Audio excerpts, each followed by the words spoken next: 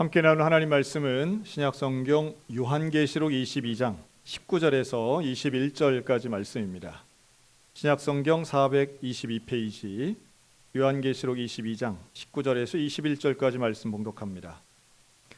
만일 누구든지 이 두루마리의 예언의 말씀에서 제하여 버리면 하나님이 이 두루마리에 기록된 생명나무와 및 거룩한 성의 참여함을 제하여 버리시리라. 이것들을 증언하신 이가 이르시되 내가 진실로 속히 오리라 하시거늘 아멘. 주 예수여 오시옵소서. 주 예수의 은혜가 모든 자들에게 있을지어다. 아멘. 사랑하는 성도 여러분, 한 주간 평안하셨습니까? 우리 하나님의 은혜가 우리 모든 성도들의 일터와 가정 그리고 개인의 삶 가운데 날마다 함께 하시기를 주님의 이름으로 축복합니다. 자, 오늘은 마라나타라는 제목으로 함께 말씀을 나누겠습니다. 어느 나라나 고유의 인사말이 있습니다. 사실 우리나라에서는 제일 많이 쓰이는 인사말로 안녕하세요, 안녕하십니까, 이게 제일 많이 쓰이죠. 일반적입니다. 근데 그 말 뜻을 잘 생각해 보면 이 안녕이라고 하는 단어는요, 우리가 안전하고 또 평화롭게 사는 것을 의미하죠. 이렇게 비슷하게 인사하는 나라들이 몇 나라가 있죠. 예를 들면 샬롬, 이스라엘의 샬롬이란 인사가 바로 이 평강이란 뜻이고요. 중국의 니하오마, 이것도 역시 안녕과 비슷한 의미를 가지고 있습니다. 반면 또 저는 그런 인사도 많이 했던 것 같아요. 어릴 때는 식사하셨습니까? 그렇죠? 그리고 어느 순간부터는 그거보다는 조금 더 또 다른 인사법도 많았던 것 같습니다. 길에서 만나시면 어디 가세요? 라고 인사처럼 물어보는 경우들도 있습니다. 생각해보면 왜 우리는 그런 말을 쓸까? 식사하셨습니까는 분명히 배고프던 시절에 어려움과 우리의 관심이 어디에 있는가를 보여주는 거고요. 또 전 세계적으로 영어 문화권에서 제일 많이 쓰이는 인사말이 있죠. 아침에 만나면 굿 모닝이란 말이 있습니다. 이 영국에서 나온 말인데요. 왜 이들은 좋은 아침, 그래서 이제 해외 생활하시고 온 분들이 그걸 써서 기업에 가서도 좋은 아침 이렇게 인사하는데 좀 어색하죠. 근데 왜 영국인들은 그런 인사를 했을까요? 여기에 대해서 여러 가지 이야기는 있지만 제 마음에 드는 건 그거예요. 영국은 워낙 날씨가 안 좋아서 1년의 절반 이상이 우중충하고 우울합니다. 그런데 어느 날 햇빛이 쫙 비치면 야, 오늘 참 날씨 좋네, 이걸 참 오늘 좋은 아침이라고 표현하고 그것이 인사말이 됐다라고 하는 해석을 전 좋아하는데요. 여기에는 사람들이 어디에 관심이 있고 무엇을 좋아하고 무엇을 원하는가가 있다는 겁니다. 예를 들어 우리나라 사람들이 안녕하세요라고 말하는 거는 뒤집어 생각하면 그만큼 불안정하고 외세의 침략도 많이 받아서 평화가 깨지고 불안했던 적이 너무도 많았던 거죠. 그래서 우리는 안녕한 것, 어제나 오늘이 같고 내일이 예상되는 그런 평화와 안정을 그 어느 때보다도 중요시 여겼다라고 볼 수 있습니다. 종교성이 강한 인도 같은 경우는 나마스테, 이런 인사는요, 내 안에 있는 신이 당신 안에 있는 신에게 인사합니다, 절합니다, 이런 뜻이라고 하더라고요. 이런 것처럼 인사법을 잘 봐도 이 나라 사람들이 뭘 중요하게 여기는구나 하는 걸 알 수 있는데요. 초대교회 교인들은 뭐라고 인사했을까요? 초기 기독교인들은 이렇게 인사했습니다. 우리 옆 사람 보고 말합니다. 마라나타. 한 번만 더요. 반대쪽 마라나타. 이게 무슨 뜻일까요? 나의 주인이여, 나의 주여 오시옵소서. 마란아타라고 하는 말입니다. 그래서 나는 내 주인이 오시는 것을 기다립니다. 나는 그것을 믿습니다. 그리고 오늘 나오는 요한계시록 마지막 절에 나오는 말씀도 같습니다. 주 예수여 어서 오시옵소서. 왜 이걸 인사말로 썼을까요? 만날 때마다 마라나타 마라나타 한 거예요. 제가 군대에 있을 때는요, 여러분 군인들의 구호가 다 똑같은 것 같아도 조금씩 다릅니다. 충성, 통일 이런 거 있지만 부대명, 이기자, 백골도 있고요. 그런데 또 PX에서 근무하시는 우리 단기사병들은 친절, 봉사 이런 거 했었던 기억이 납니다. 그러니까 그 외치는 구호 인사말은 사실은 그 시대의 가장 중요한 가치죠. 초대교회 교인들이 마라나타라고 얘기한 것은요, 분명한 이유가 있습니다. 우리 힘들고 어렵지만 지금 온갖 고통과 고난 가운데 있지만 우리는 소망이 있다는 거예요. 누가 소망인가? 다시 오실 예수님이 내 인생의 구주 되시는 그 예수님이 내 인생의 소망입니다. 우리 이거 잊지 맙시다 라고 하는 의미로 마라나타 마라나타 한 거예요. 피해서 카타콤베에 들어가 있을 때도, 또 형제들이 순교를 당해서 슬픔에 빠졌을 때도 이들은 정말 예수님이 금방 오실 줄 알았습니다. 왜냐하면 예수님 말씀하셨으니까요. 약속하셨으니까요. 재림에 예수님이 금방 오실 줄 알았어요. 생각보다 길어지는 거예요. 예수님 빨리 안 오시는 거예요. 한 달, 1년 지나도 안 오시는 거예요. 여기에 대해 사람들이 불평하기도 합니다. 궁금해하기도 합니다. 베드로후서에 보면 이렇게 말씀해요. 주의 약속이 어떤 이에게는 더디다고 생각할지 모르지만 아무도 멸망치 않고 다 회개하기에 이르기를 원하시기에 하나님의 때가 아직 오지 않았다고 설명하고 있습니다. 그러니까 예수님의 재림은 아직 이루어지지는 않았지만 분명한 건 하나님의 때에 우리 주님 다시 오실 줄로 믿습니다. 그 다시 오실 예수님을 오늘도 갈망하며 내 인생의 소망 두는 마라나타의 신앙이 있으시기를 주님의 이름으로 축복합니다. 저는 이 예수님의 재림을, 성탄절을 이제 한 주 앞둔 오늘 예수님이 다시 오시는 여기에 대해 좀 말씀을 나누는데 예를 들어서 설명해 드리고 싶어요. 즉 예수님의 재림과 우리 인생의 죽음을 비교하면 공통점이 몇 가지가 있습니다. 이 공통점을 잘 묵상하면 우리의 인생이 훨씬 더 거룩한 인생, 온전한 인생이 되리라고 저는 확신하는데요. 예수님의 재림과 인간의 죽음의 공통점 뭐가 있을까? 첫째는 반드시 일어난다는 거예요. 여기 오신 우리 모두는 한 명도 예외 없이 반드시 죽을 줄로 믿습니다. 반드시 죽습니다. 그것처럼 예수님은 반드시 오실 줄로 믿습니다. 그런데 또 하나의 공통점이 있어요. 그런데 중요한 건 언제 오실지 언제 죽을지는 우리가 모른다는 거예요. 이 공통점이죠. 그리고 또 하나는 그 예수님의 재림이나 우리의 죽음이 끝이 아니라고 하는 겁니다. 자, 요 세 가지를 한번 설명을 할 텐데요. 먼저 예수님 반드시 오신다. 우리의 죽음을 한번 예를 들면 이렇게 말씀드릴 수 있습니다. 여러분, 우리가 죽는다는 건 어떻게 알 수 있나요? 좀 신기하죠? 여기에 대해서는 종교, 문화 아무런 상관없이 인간이 자기가 죽는다는 거에 대해서는 의심하는 사람은 못 본 것 같아요. 그 근거가 뭘까요? 왜 우리는 자기가 앞으로 언젠가 될지는 모르지만 죽을 거라고 이렇게 확신을 하고 있습니까? 다른 건 다 의심하면서, 다른 건 하나도 안 믿으면서 왜 그건 그렇게 믿을까요? 그 믿는 근거는 저는 하나라고 생각해요. 다른 사람들이 다 죽으니까, 인간이 예외 없이 죽으니까 자기도 죽을 거라고 생각하는 것 아니겠습니까? 이건 아주 중요한 합리적 생각입니다. 다른 사례들을 봤을 때 예외가 없으면 그걸 믿는 거예요. 그렇죠? 자, 성경도 역시 마찬가지예요. 예수님의 재림이 왜 일어나는가? 우리가 성경을 믿는다고 전제할 때 할 수 있는 이야기이긴 하지만 성경에서는 예수님에 대해 여러 가지의 말씀을 담습니다. 구약 성경에선 예수님이 오실 거야. 신약 성경에서는 예수님이 탄생하실 거야. 또 예수님이 이 땅에 태어나셔서 공생애를 사시는데 고난당하시고 십자가에 죽으실 거야. 또 예수님이 죽으신 후에는 3일 만에 부활하시고 부활하신 후에는 하늘로 승천하십니다. 이 모든 게 성경에 기록되어 있는데 예수님에 대한 이 모든 성경의 기록이 다 성취되고 이루어진 줄로 믿습니다. 단 하나만 아직 이루어지지 않은 거예요. 그게 뭘까요? 예수님의 재림입니다. 자, 그렇다면 모든 게 다 이루어졌고 한 가지만 이루어지지 않았다면 그 한 가지가 앞으로 이루어질 거라고 믿는 게 합리적인 생각이라는 거예요. 그렇겠죠? 최소한 우리 그리스도인들이라면, 성경을 믿는다면 우리는 이 사실을 믿어야만 하고 믿는 것이 우리 인생에 얼마나 크고 중요한 원리인지 몰라요. 마치 나의 죽음을 믿는 것처럼. 자, 그러면 두 번째로 넘어갑니다. 그런데 이게 언제 일어날지 몰라요. 참 인간이 이중적이고 모순적이라고 하는 게 바로 이런 점인데요. 우리는 다 죽을 걸 확신해요. 그런데 또 하나를 100% 확신하는 게 있습니다. 그런데 오늘은 아니야. 이러고 사는 거예요. 참 신기하죠?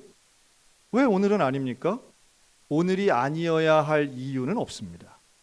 인간은 누구나 죽는다면 언제나 죽을 수 있습니다. 자, 우리 옆 사람 보고 당신과 나는 시한부 인생입니다.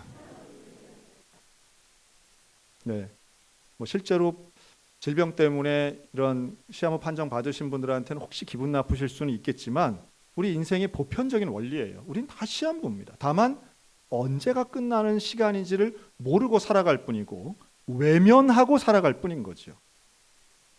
언제인지 몰라요. 그러나 분명한 건 그 날짜가 있어요. 있는 것을 없는 척하는 건 무책임하고 어리석은 일입니다. 그런데 있는 것을 인정하는 삶은 분명히 달라집니다. 예수님이 재림에 대해 설명하시면서 열처녀 비유를 말씀하신 적이 있습니다. 그런데 이 열처녀 중에 5명은 지혜롭고 5명은 어리석죠. 근데 그 어리석음과 지혜의 차이가 뭔가 하면 깨어 있느냐라고 하는 거예요. 근데 이 열처녀는 신랑이 오신다는 건 10명이 다 알고 있어요. 다만 언제 올지를 정확하게 몰랐던 거죠. 그런데 깨어 있는 것은 안 자고 깨어 있는 것도 중요하지만 등잔에 기름을 준비하는 것도 너무 중요한 일이었던 거예요. 그래서 그 결혼잔치에 혼인잔치에 참여할 수 있느냐 없느냐가 준비해서 깨어 있느냐 그렇지 않느냐의 차이였던 거예요. 모르는 게 아니에요. 우리가 예수님의 재림을 아는 것에서 그치면 안 됩니다. 깨어서 기다려야만 하는 거예요. 준비하고 기다려야 되는 거예요. 그런데 이 깨어서 기다린다는 게 과연 어떤 의미인가? 우리 인생에 이게 과연 어떤 모습일까 생각해 보면 결국은 나의 죽음과 밀접하게 연관되어 있다는 걸 알 수 있습니다. 내가 죽을 것이고 나의 죽음에 대해서 묵상하고 생각하면서 죽음 이후에 하나님의 나라가 있음을 확신하는 사람, 그리고 무엇보다 나의 구원에 대한 확신, 이것 가지고 예수님을 사랑하는 사람이 깨어 있을 수 있습니다. 여러분, 예수님 사랑하면 예수님 빨리 보고 싶습니까? 천천히 보고 싶습니까? 영원히 안 보고 싶습니까? 예수님 사랑하면 빨리 보고 싶은 게 당연한 거죠. 그러니까 주 예수여 어서 오시옵소서라고 기도하잖아요. 다만 우리가 살아있는 이유는 하나님의 사명 때문에 살아있는 것인데, 만약 예수님의 재림이 혹은 나의 죽음이 내일이라고 한다면 여러분, 오늘 우리의 삶은 그냥 이대로 갈까요? 조금 달라질까요? 예수님의 재림을 갈망하는 사람의 인생은 분명히 달라집니다. 나의 죽음을 잊어먹지 않고 묵상하고 또 생각하고 진지하게 받아들이는 사람은요, 지금처럼 살지 않을 겁니다. 왜요? 만약 내일 예수님 오신다면, 만약 오늘 저녁에 내가 죽는다면 여러분, 그래도 멱살 잡고 싸우실 겁니까? 그런데 내가 욕심 부릴 게 무엇이 있겠어요? 불평과 저주와 원망을 할 시간이 없는 거예요. 그럴 이유도 없어요. 우리가 과연 지금 불편해하고 무엇인가에 부정적으로 생각하고 싸우고 싶고 막 원망하고 싶은 것, 여러분, 이게 나의 죽음 앞에서까지도 그럴 가치가 있는 것인가 돌아보아야 합니다. 저는 최근에 올해 나온 책인데요, 책 제목이 아주 흥미롭더라고요.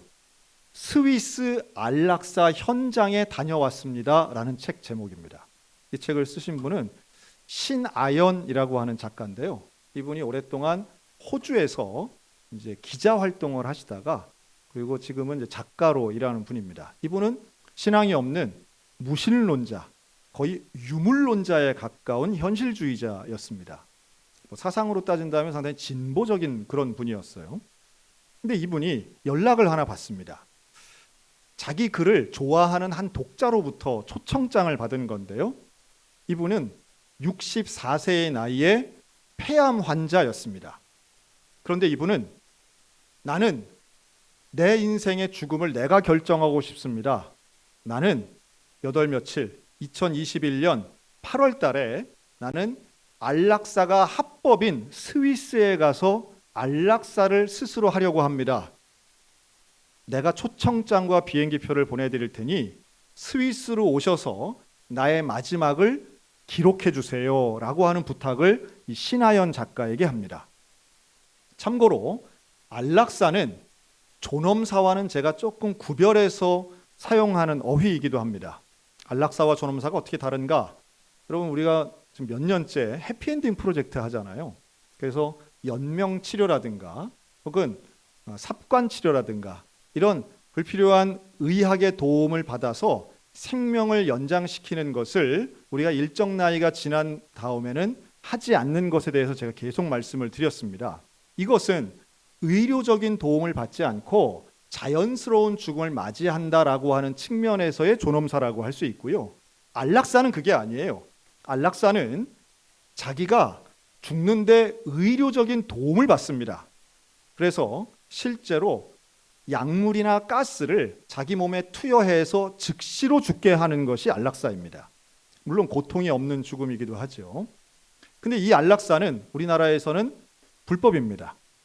전 세계적으로는 많은 논란이 있고 이게 합법인 나라들이 있는데 그 중에 하나가 바로 이 스위스입니다. 그러니까 이 안락사와 존엄사는 조금 다른 거예요. 근데 여기에 대해 우리 한국인으로서 스위스에 가서 안락사를 통해 죽은 분이 현재까지는 3분 계시는데요. 그 중에 한 분이 이분인 거예요. 그래서 이 초청장을 보냈고 신하연 작가가 이걸 받고 모르는 사람이긴 하지만 자기 글을 좋아하고 또 이 신하연 작가도 안락사에 대해 상당히 호의적인 사람이었습니다. 그렇지, 내 죽음, 내 인생 내가 결정해야지. 그러니 죽는 것도 마지막 날짜 시간 내가 정해서 죽는 게 근사해. 뭐 이런 생각을 가진 거죠.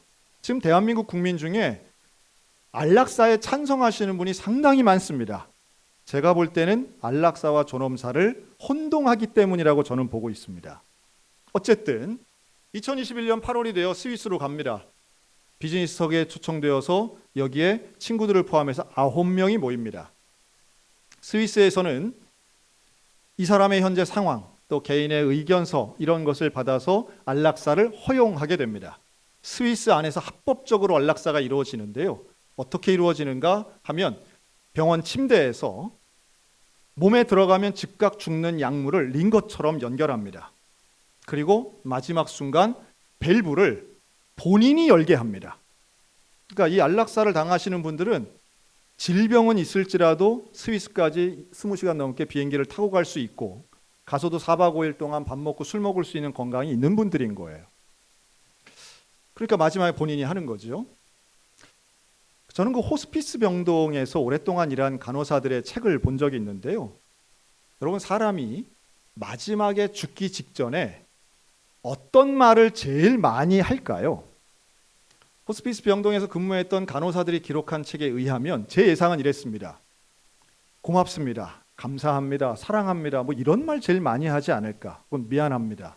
그런데 실제로 물론 우리나라 의료환경은 좀 달라요. 우리나라는 의식 없이 마지막 기간을 되게 지내시기 때문에 마지막에 무슨 말을 하고 돌아가시는 분이 제가 볼 때는 5%도 채 되지 않으시는 것 같아요.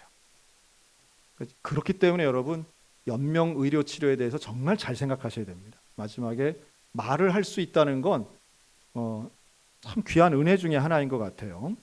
그런데 어쨌든 외국의 사례이긴 하지만 마지막에 뭐라고 말을 하고 대부분 죽냐하면 국적 상관없이 문화 상관없이 제일 많이 하는 단어가 바로 엄마입니다. 엄마. 나이에도 상관없더라고요. 70, 80이 넘으신 분들도 돌아가실 때 엄마를 찾는다는 거예요. 놀랍고 신기하지만 어떤 면에서는 공감이 되는 부분이기도 합니다. 그런데 이분도 그랬던 것 같아요. 스위스에서 마지막 안락사로 자기가 밸브만 돌리면 끝나는 순간이에요. 그런데 그때에 모여있던 사람들에게 말합니다. 자, 이제 내가 먼저 가겠습니다. 그랬더니 신작가를 포함한 다른 사람들이 뭐라고 질문하냐면 그럼 어디로 가시는데요? 그랬더니 이분이 그건 모르겠어요. 하지만 우리 엄마 만나면 좋겠습니다. 하고 밸브를 열고 수십 초 만에 금방 죽습니다. 자, 이 광경을 이 신하연 작가가 보고 이걸 큰 충격을 받습니다.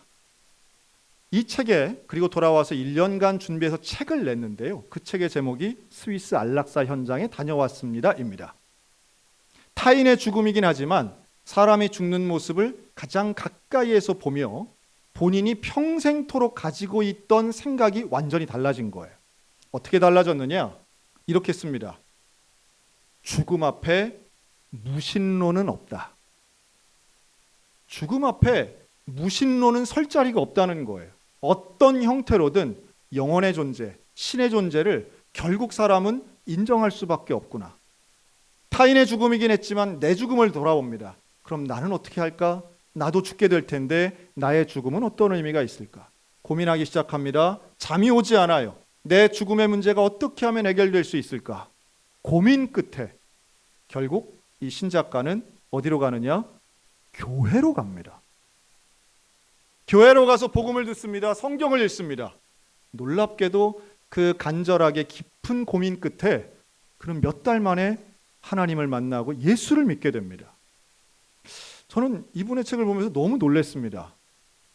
지금도 역시 21세기에도 아무리 부정하고 아무리 무시해도 죽음, 인생, 생명, 진리, 영원 이런 것에 대해 고민하면 결국 답은 복음밖에 없구나라고 하는 결론이에요. 타인의 죽음을 통해 그 사람들이 원했던 것은 안락사에 대한 우호적인 내용을 써주기를 원했지만 이 신하연 작가가 쓴 책은 결국은 안락사라고 하는 건 조력살인이라고 결론 내립니다. 안락사가 편안할 안자와 즐거울 낙자거든요. 그런 죽음은 없다는 거예요. 예수가 없이 당하는 죽음이든 내가 선택한 죽음이든 편안하고 즐거운 죽음이라는 건 존재하지 않는다는 거예요. 그것은 멸망으로 가는 자살이라는 거예요. 그러면서 예수를 믿게 된 자신의 변화를 이렇게 고백합니다.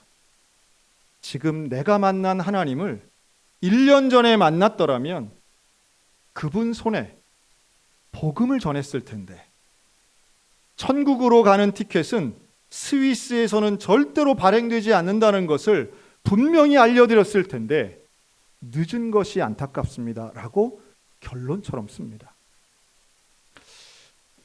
어떤 면에서는 죽음에 대해 깊이 묵상하고 고민하면 결국 우리에게는 내 인생의 주인 예수님의 재림과 인간의 죽음은 끝이 아니라 그 너머에 있는 하나님 나라의 새로운 시작이고 영생의 시작임을 안다면 우리 모두에게는 이 마라나타의 신앙이 얼마나 소중한가라고 하는 말씀을 드리고 싶습니다. 예수님이 오신다면 빨리 오시길 원하는 우리 마음처럼 예수님이 오신다면 우리의 삶은 사명에 집중하고 거룩한 인생이 될 것이기 때문입니다. 여러분 예수님이 빨리 오기를 원하시는 마음이 있으십니까? 마라나타라고 하는 이 신앙의 고백을 초대교회 교인들이 만날 때마다 인사로 한 것은 지금 우리 힘들지만 지금 우리 어렵지만 예수님 금방 오셔. 소망이기도 하고 그런데 우리는 이 시간 동안 숨어서 아무것도 안 하는 것이 아니라 하나님이 기뻐하실 만한 일을 하는 것이야. 말씀 따라 살아야 하고 이 어려운 순간에도 복음을 전해야 하고 예수님 만나는 그 순간만 기다리며 우리는 하루하루를 충만하게 살아야 해. 역설적이지만 죽음을 깊이 생각하고 예수를 믿으면 우리의 인생은 온전해질 줄로 믿습니다. 죄의 유혹, 어떤 고난의 미혹이 온다 할지라도 결국은 예수 그리스도를 믿는 믿음과 복음의 약속이 저와 여러분의 인생을 지켜줄 것이기 때문입니다. 다시 오시는 예수님이 오실 때에 우리에게 약속된 것은 온전하고 완벽한 승리인 줄로 믿습니다. 예수님이 이기십니다. 예수님이 악을 이기시고 이미 죄를 이기신 그 예수님이 죽음의 권세를 이기신 그 예수님이 우리와 함께 하시고 우리를 거룩하고 온전한 형태로 만들어 주실 것입니다. 우리에게 있어서의 예수님의 초림과 성탄절의 초림과 다시 오실 예수님의 재림 그 사이에 살아가는 우리의 인생의 고백은 오직 하나, 주 예수여 어서 오시옵소서. 내가 죽어서 만나든 살아서 만나든 예수님을 만나는 것이 내 인생의 가장 귀한 소원이고, 이 마라나타의 신앙이 저와 여러분들 가운데 충만하여서 우리의 하루하루의 인생이 거룩하고 온전해지시기를 우리 주님의 이름으로 축원합니다. 아멘. 기도하겠습니다.